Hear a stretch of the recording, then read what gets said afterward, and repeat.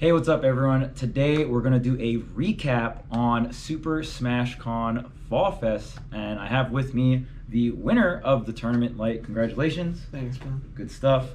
Had to go through a lot of tough matches, a crazy top 8. If you haven't seen the top 8, make sure to check it out. But we're just going to kind of go through the bracket, go through the recap, and kind of get Light's insight as well on the overall tournament.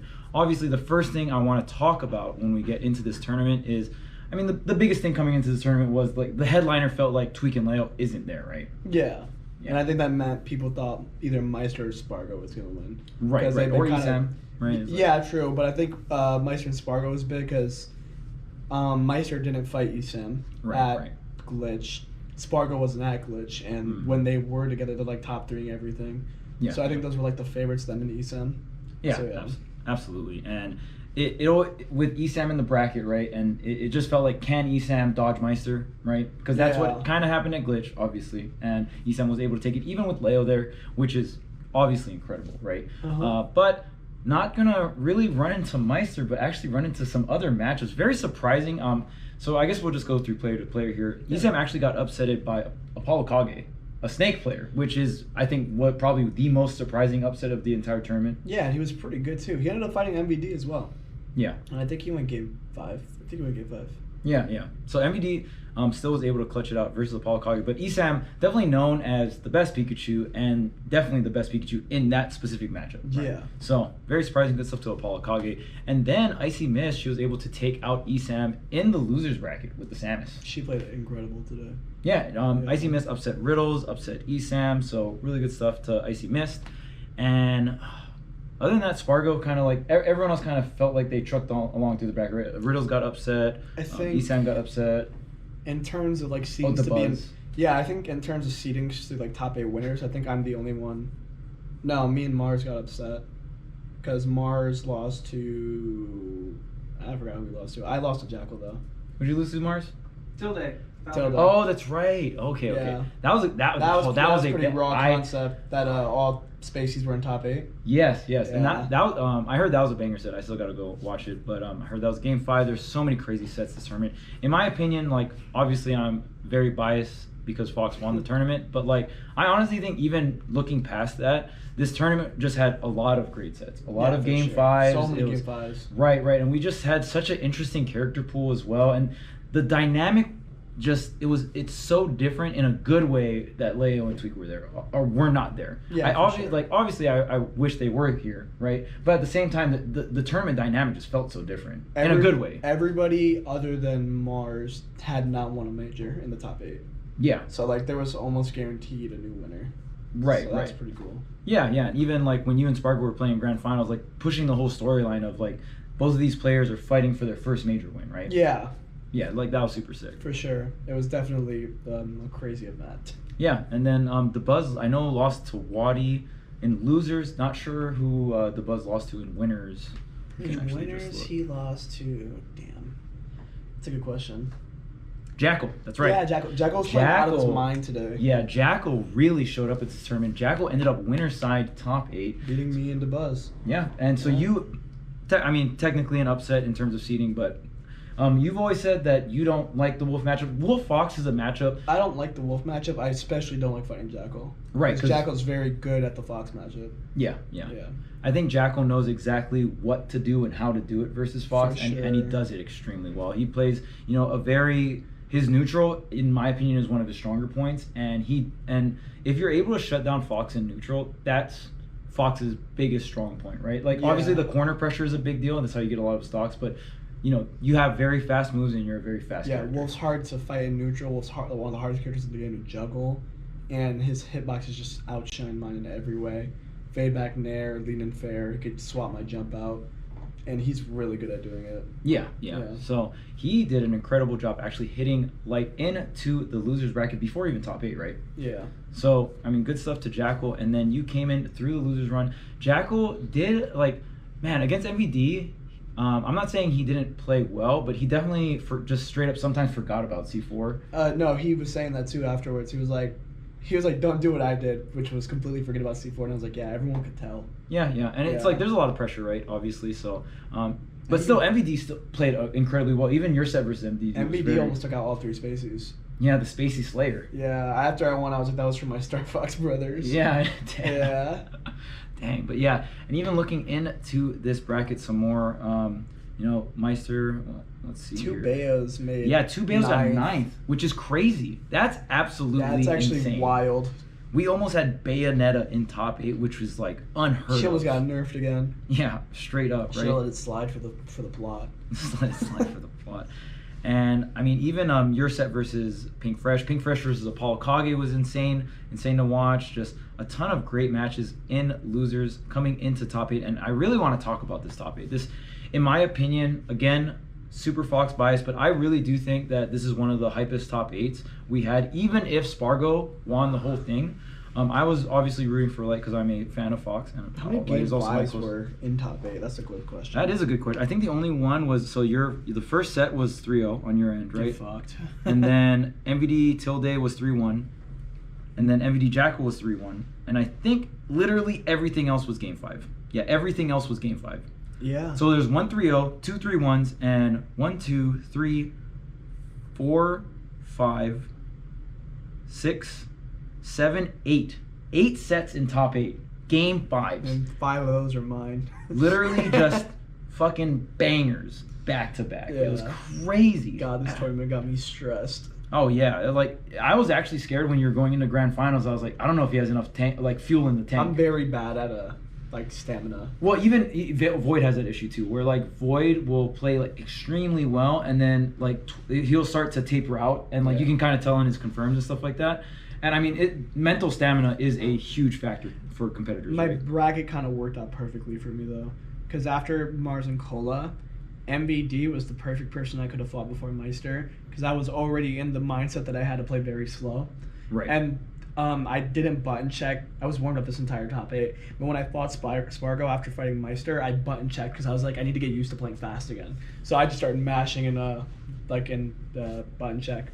And it set me up perfectly to fight Spargo. Yeah, Nairs per minute, right? You're just trying to Nairs per minute. Yeah. You just want to get be super crazy mode. Make sure the B reverses that I'm never gonna do are correct. Yeah, exactly. Yeah. And honestly, MVD taking out Jackal was a huge W for you, but that does not mean I wanted the run back, but at the same time, yeah. Yeah. I mean, I think for you wanted to dodge Jackal and Meistr, but even when you were coming through losers, because I was no matter what, Light has to beat Meistr to win this tournament. When I was looking at the bracket, I was very prepared for that. Right.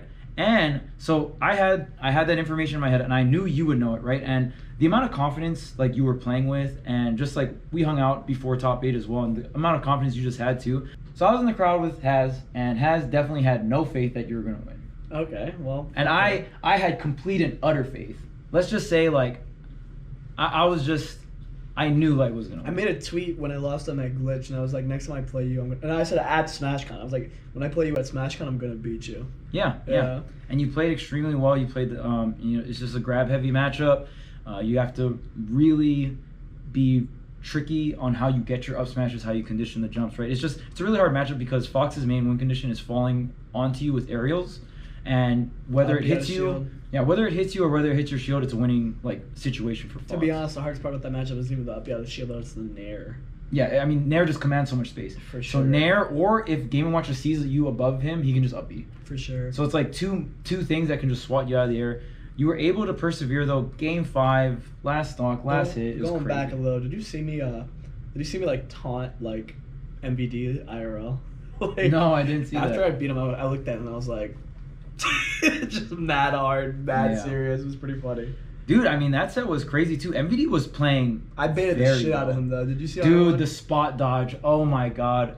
Chef's kiss. Oh, Chef's kiss to that spot dodge. I baited the shit out of him. Cause I got scared. My shield was a skittle. I got scared for you because you definitely baited me in the crowd.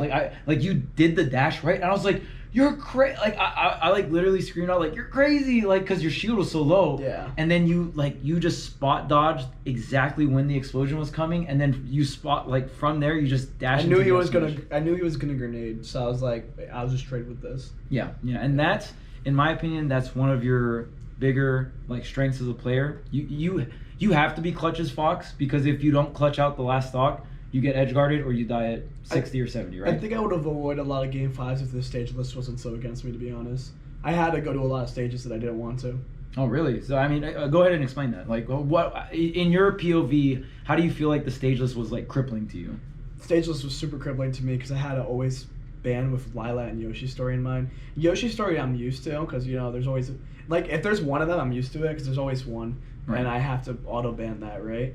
But during my entire top 8, I had to ban things thinking, like, they won't take me there. Like, I don't think they will. They think it's probably bad for them, too. So, like, I left Lila open and Yoshi's story open a couple times with the mindset, like, they're not going to do it. Even though if they did do it, it would have made my match a lot harder and I probably would have lost it. Oh, so you took the risk. Yeah, I had to. I had to ban other stages that were, like, more priority. Yeah, okay. Yeah, like, I had to ban stages that were good for them instead of bad for me. Oh, so, I see. And, like, I didn't get called out on it, thank God. Yeah. Yeah, and I mean, Science for Fox can be rough because it makes certain characters, like, it angles essentially their grounded moves, right? Yeah. So they're able to get the 2 frames on the side Bs, which are already, like, pretty easy unless you, like, super sweet spot it. But yeah, I mean, that is a really good point. And, like, just almost feeling like you have to ban slants, or, like, you felt like you had to take a risk. Versus Spargo, I banned Yoshi's story Smashville. Right, because so Yoshi's story was, like, super, like, I'm not about it, right? Not at all. Yeah. And then Smashville was like, I don't like close corners. Like, it's just not big enough for Fox to do his thing.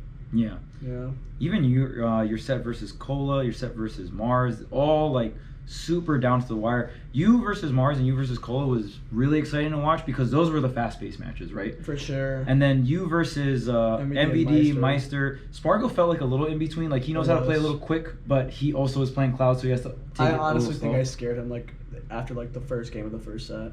Mm-hmm. I genuinely feel like I wouldn't have dropped the game if it wasn't for my own nerves. Like, Yeah, that's fair. Oh, you're talking about game 2? Yeah, like, during game 2, I can tell, like, you super had like, I game had two. the mindset in mind, like, yo, he's scared of me.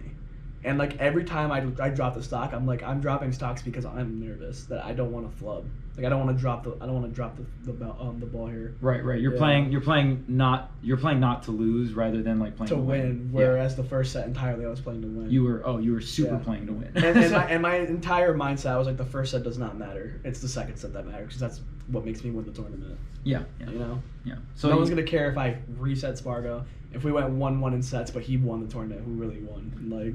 Right. So, yeah, I mean, you felt a little nervous going into the second set. Obviously, there's a lot of pressure. The crowd was on your side though, right? Yeah. And I mean, it's not like the crowd. In my opinion, the crowd wasn't shitting on Spargo either. There was actually a good amount for Spargo, but then I had a lot for me. There's like people capping on Twitter like, wow, the crowd was so mean to Spargo. Like, dude, there was so much people cheering for Spargo too. You gotta be there, man. Yeah, you gotta be there. Like, if you're not in person and you're talking shit on Twitter, shut up. Yeah, you weren't even there. Hey, sorry to Spargo, but my dub was long overdue.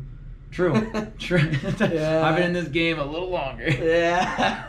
Yeah, should have brought back that Smash 4 up tilt just for my bracket. Yeah, I know, right? But yeah, the run was definitely insane. My proudest one is definitely Meistr. Oh, I knew I won the tournament after I beat Meistr. I made a tweet during game 5. During game 5, and this is like me and Haz were bickering back and forth. It was so funny, right? Yeah. And then, you ended up winning. But during game 5, during the last talk, I made the tweet: if Light beats Meistr, he wins the entire tournament. And I don't think that's like a super crazy insight thing. Like, I feel like most top players or most like people that watch a lot of Smash, they also would have made that guess too, right? So I don't know. Some people thought I was gonna get shit on by Spargo. Look, man, I just thought that he would beat you. Dang. Yeah, and I just knew you were wrong. Dang it. Yeah, man. But shit, man. But yeah, definitely my proudest moment was beating Meistr. I mean, I've beaten him before. I beat him the last time I played before the quarantine happened. But like, you know, beating a losing matchup always feels incredible.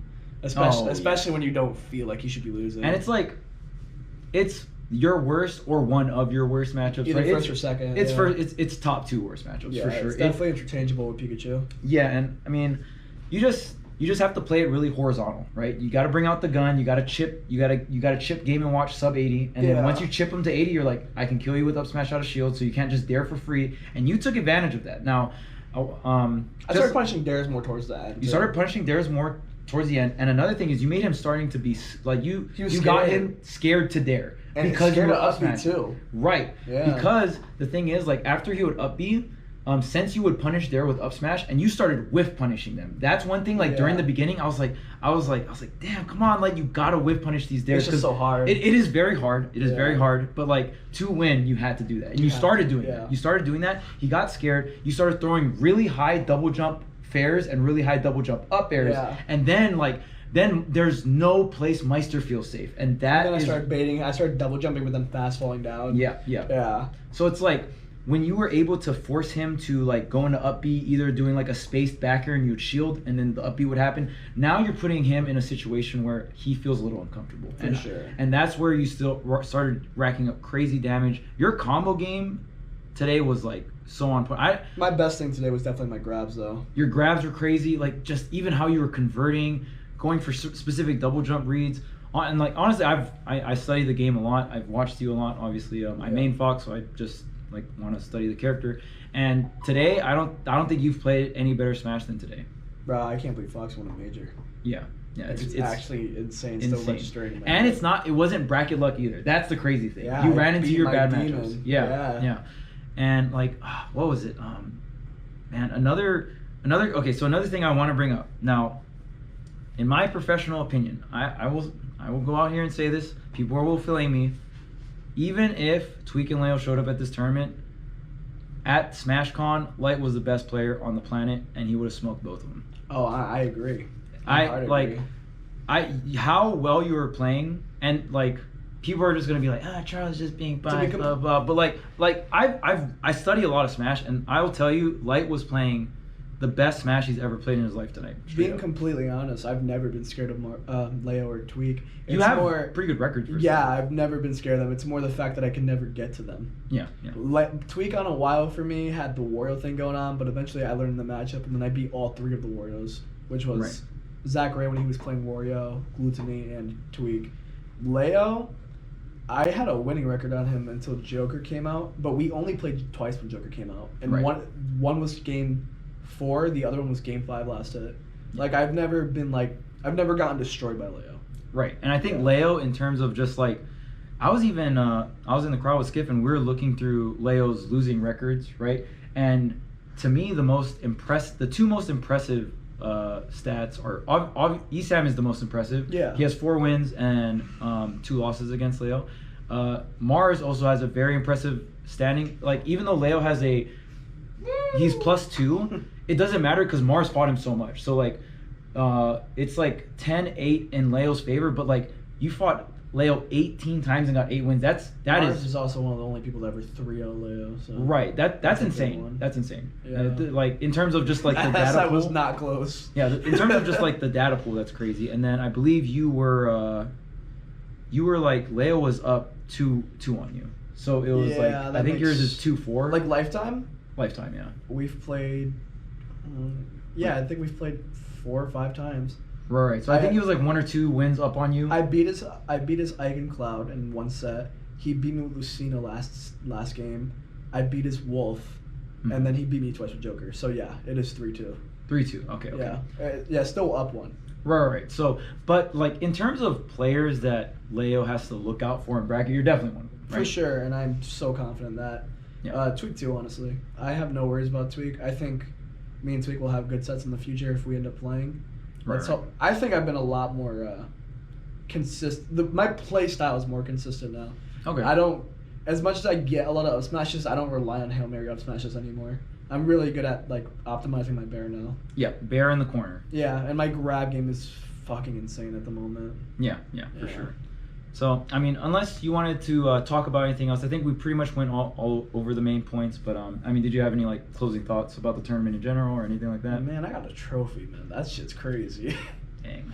You gotta start your trophy shelf, man. At first, I really didn't think, like, this major was, like, but this is, like, before I won, obviously. Like, I didn't think this major was, like, that or winning if you won. But then somebody brought it up. They were like, this major's actually extremely top-heavy. Oh yeah, like a lot of the top players came out. Not the two toppest players did not come out, but a lot of the. But 3 and so on did. Right, exactly. Yeah, and then I thought about it. I'm like, yeah, winning this tournament would actually be pretty rewarding. Like, top 8 was the not rewarding part. Because, again, this tournament was top heavy. But once I was in top 8, game 5 after game 5 after game 5, yeah, shit, man, it felt great. Yeah, and like you just got sponsored semi-recently, right, from Moist. So, hey, Moist already got a major win. Yeah, so bringing it home from Moist, too, that's got to feel great as well. I love Moist. I love everything they've done for me. They're fucking awesome, man. Yeah, sick. And it's so cool to see Moist, like, supporting you guys, supporting the Smash thing, and even, like, restreaming and stuff like that. It's so sick. I can't wait to watch, like, Charlie's perspective, because I bet you it's hilarious. Oh, yeah. But sure. Definitely, Charlie's doing so much for the community right now, because him just restreaming all these tournaments, it's giving so much exposure to our grassroots community. Yeah. Like, yeah. Yeah, so that's going to be it for us. If you guys enjoyed the interview, make sure to like, comment, and subscribe. And until next time, see you guys later. Peace.